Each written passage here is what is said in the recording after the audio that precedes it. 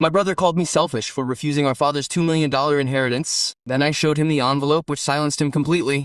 Dad died on a Sunday, lung cancer, 40 months after his diagnosis. We barely had time to say goodbye. The reading of the will took place the following Monday in the office of Lawyer Richardson, which smelled of old books and furniture polish. My brother, Mark, and I sat across from each other for the first time in 2 years. We had drifted apart after I left Dad's accounting firm to become a public school teacher. Mark stayed, became a partner, and drove the Mercedes Dad always wanted him to have. Richardson read the will. To my children, I leave my estate valued at approximately $4.2 million to be divided equally.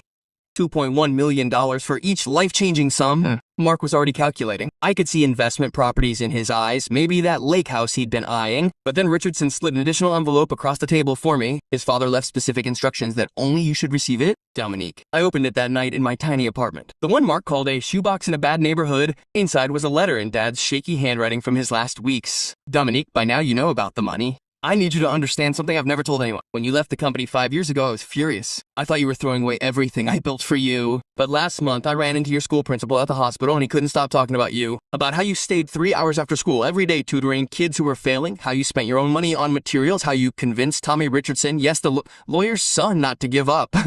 And now he's going to college. Dominique, you're doing something I never did. You're changing lives. The company made money and you create purpose. The inheritance comes with a choice and only you can make it. You can take your $2.1 million and build the life you want, or you can refuse it. And I've arranged for your share to fund a scholarship foundation to support underprivileged children who want to become teachers. Mark gets his inheritance either way. This choice is yours alone. I'm not trying to make you feel guilty. I'm giving you permission to choose what matters most. I'm proud of you, son. I always have been, even when I couldn't say it. With love, Dad. I didn't sleep that night. $2.1 million would change everything. No more eating instant noodles 4 nights a week. No more wondering if my car will start.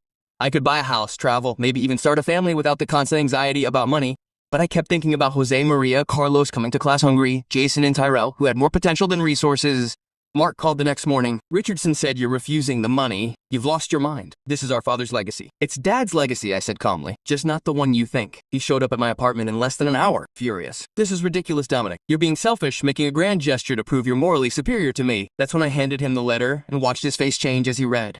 The anger turned to confusion and then something that felt almost like pain. When he finished, he sat heavily on my worn sofa, the letter trembling in his hands. He never told me he was proud, Mark whispered. Not once, not even when I became a partner, bought the house, had the kids, did everything right, and he never said that. The silence stretched between us like a cannon. Finally, Mark looked up, his eyes red. He was proud of you. You achieved the thing I've pursued my whole life. Mark just attended the foundation's inauguration ceremony, and he donated $500 million of his own inheritance to it. We have lunch together now every other Tuesday, and he tells me about his children, his work.